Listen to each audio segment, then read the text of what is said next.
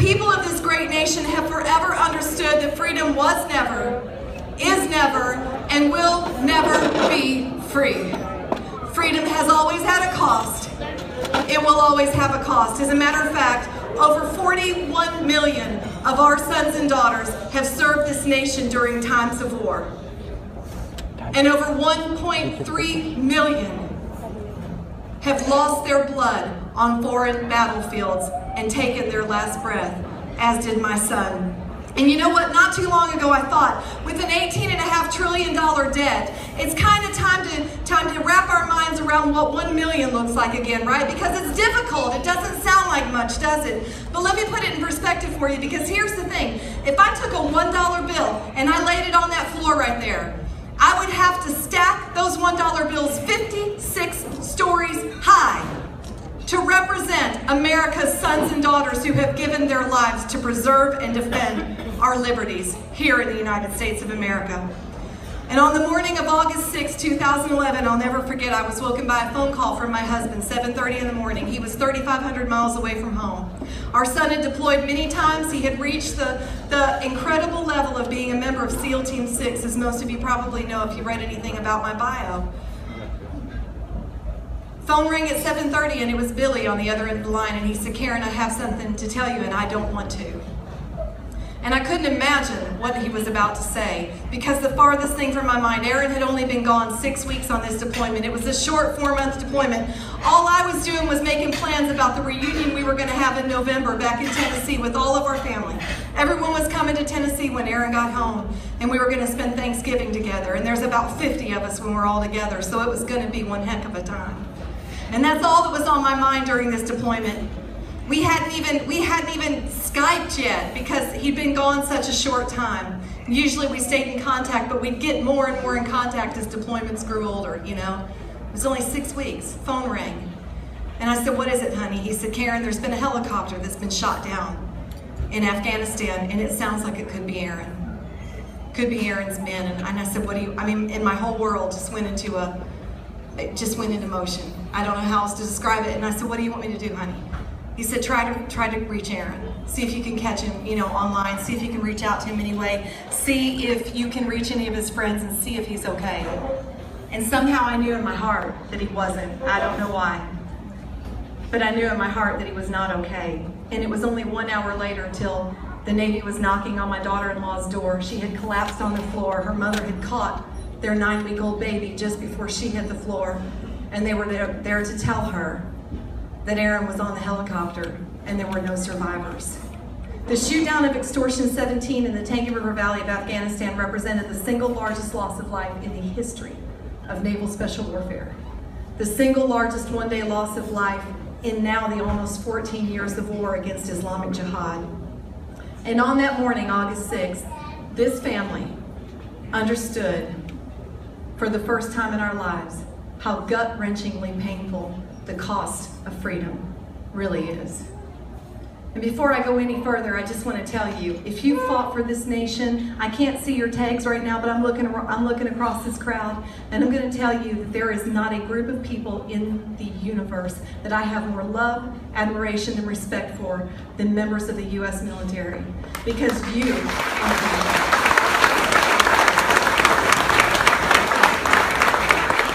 You provided the freedom. Those of you who came before provided the freedom for me to raise my family the way I chose to teach my children the principles and the values that led my son to finally one day die for his country. The most important thing I could ever tell you about Aaron is that he had a profound faith in Christ. And I tell this everywhere I go because I want you to know that on that morning, when in the middle of the night, when Aaron's helicopter crashed to the ground, I want you to know that God scooped that boy up in his arms and took him home. And I want you to know that my comfort is one day I will be with him again, and there is great comfort in that fact. You know, Aaron lived his life on 3 very simple principles. He loved God, he loved and cherished his family, and he loved and honored this nation. He did all of those with stunning clarity. Aaron was a kid that by the time he was 8 years old, he'd tell anybody who cared to listen that one day he was going to be a Navy SEAL. And without going into the long story, Aaron obliterated the ACL, the anterior cruciate ligament, in his left knee, not once but twice. The first time he had it repaired and everything was a go again. His dream was still in front of him of becoming a Navy SEAL. The second time, the doctor came out of the surgical suite and said, Mrs. Vaughn, Mr. Vaughn, there was nothing I could do. Aaron is going to live the rest of his life somewhat handicapped. He'll never be able to do anything physical again. And Aaron thought his dream of becoming a SEAL was over. Aaron had been created to do this, so he was in a real crisis in his life. But let me just run you straight to the end of the story, because Aaron was 20 years old when the towers fell. And you know, we often mention the towers, but he was also 20 years old when that plane struck our Pentagon, the center of our national defense. He was also 20 years old when those 40 brave men and women on board Flight 93 stood up, took their place in history, and said, not on my watch, you will not win with this plane. We'll take you down. That's the America we raised our son and our 2 daughters in.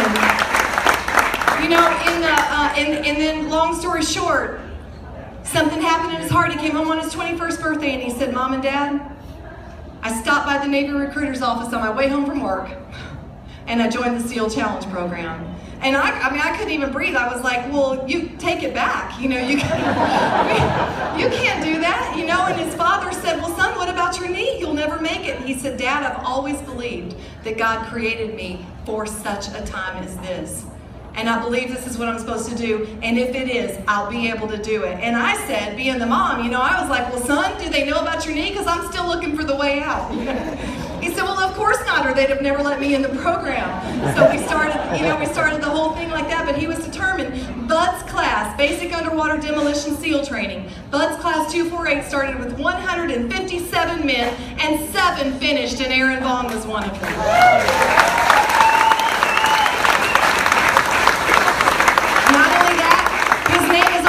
In Coronado Island, just off the coast of San Diego, and across the top of that wall at the Bud's complex, it reads, first time, every time.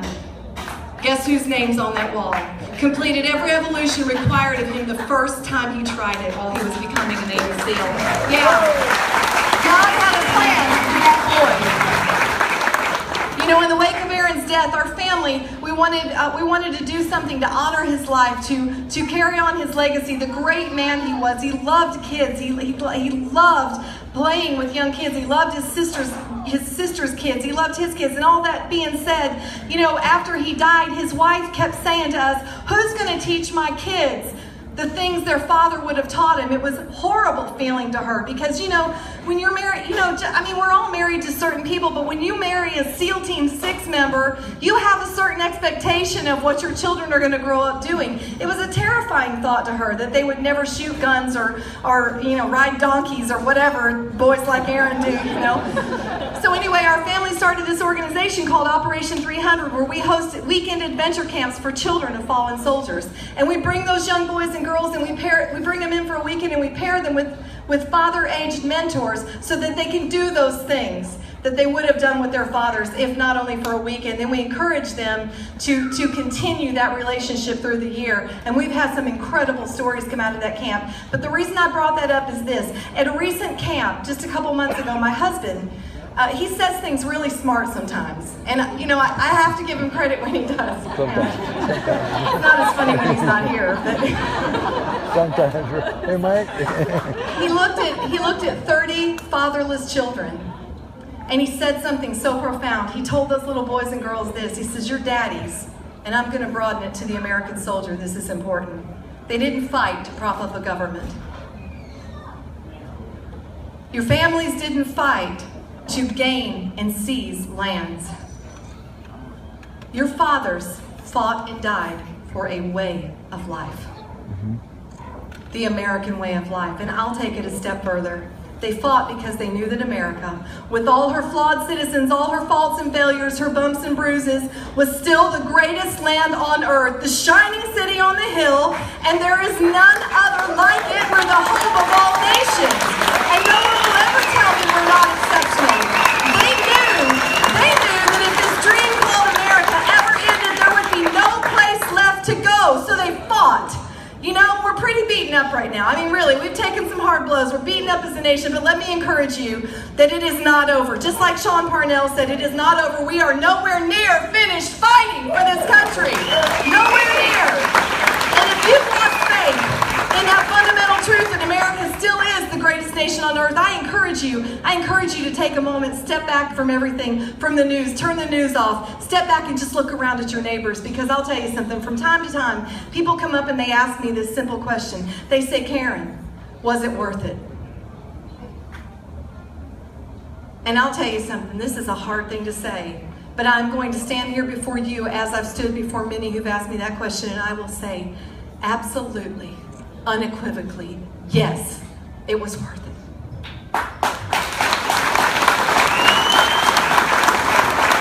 Because see, and this is where I get emotional, because see, I see the beauty in what's been handed to me. I don't take it for granted, the things that have been fought for on my behalf. And if you don't see it, I encourage you tomorrow to just take a moment and drive by a playground full of laughing children. Right. Or you know what, grab a ticket to a Friday night local high school football game and you'll see it too. You'll be reminded of what's great about America. Next time you're enjoying a backyard barbecue with your friends and your family, stop for just a moment, back away from all the noise and look around you and see how blessed you are to live in the land of the free. As you worship freely this Sunday, in any church you want, with no threat of retribution, or you assemble yourselves in any place talking about any single topic, think about it and you'll see it too. This is what makes us great. There is no other land like this, and we must fight for it.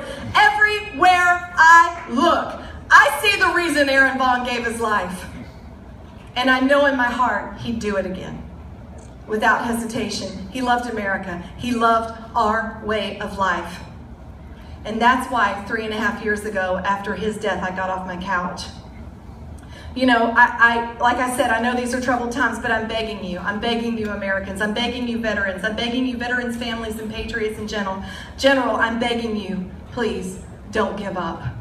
Too much has been paid to give up now, and America is worth it. If you're not engaged in this epic battle to save our nation from those who mean to fundamentally transform it, those who do mean to reject the principles of our founders, then get engaged. Because what happens? What happens when our sons and daughters quit running to defend those colors? What happens to us?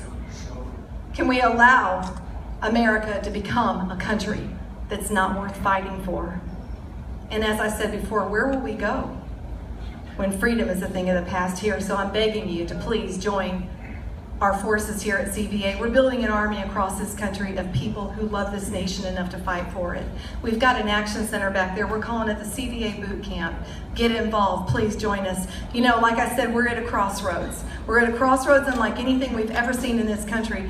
But you know, in addition to fighting for this country because of the honor I have for my son's sacrifice, I also have another reason. I have 5 grandchildren. All right. And I'll tell you what, I cannot imagine sitting back and letting this country fall apart so they don't get to enjoy the same freedoms and privileges I got to enjoy when I raised my family. And I'll tell you what else I can't do. I can never come to a day in my life where my grandchildren look at me and say, Grandma, what were you doing when it all fell apart? They'll never be able to ask that question of me because they will know their grandmother fought. I want them to know I fought. And I'll tell you something else. I want my son to know that I fought. I want him to know that his death did not make me weak. It made me strong and determined to fight culturally the battle that he fought kinetically. And I want you to believe with me that it's not too late. You know, Ronald Reagan, I love Ronald Reagan. You know, my son named his first son Reagan, so I'm sorry. He was the last president we had who truly inspired the nation to be everything we had the potential to be. He said, you and I have a rendezvous with destiny. We can preserve for our children this, the last best hope of man on earth, or we can sentence this generation to take the first step into 1,000 years of darkness. And this is my favorite part. If we are destined to fail, if this way of ours is to be lost, then at least let our children and our children's children say of us, that it did not fail because we failed to try. I can promise you this, you know, Benjamin Franklin, he said it all the way back then, we've given you a republic. It remains to be seen if you can keep it. It makes me think, you know, ours is the only national anthem that ends with a question mark. It always has been and it always will be up to every generation to answer that question, and I can promise you that I will do my part. You know, those who seek to destroy America, you Texans will get this. They can pry her from my cold day. Yeah!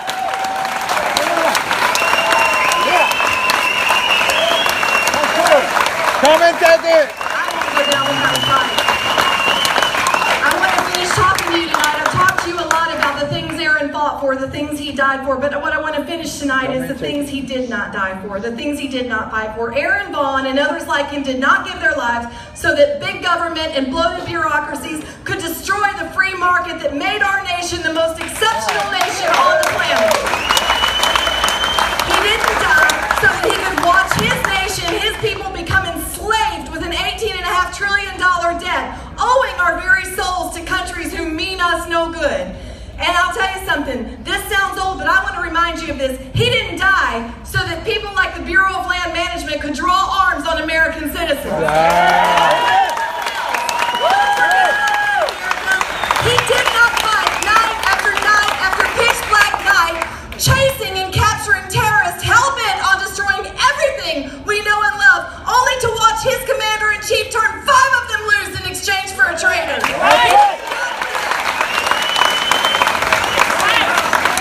That's not what you fought for either, so I'm asking you to stand up, lock arms with me, go to the CVA boot camp, please. A lack of action is action. You understand? A lack of action is action. You are fighting for the other team when you do nothing, so I'm begging you, veterans especially, you're the people in this country who signed your name on that dotted line one time, and I'm asking you to do it again, but this time in a cultural war. Please fight with us. Thank you. Thank you.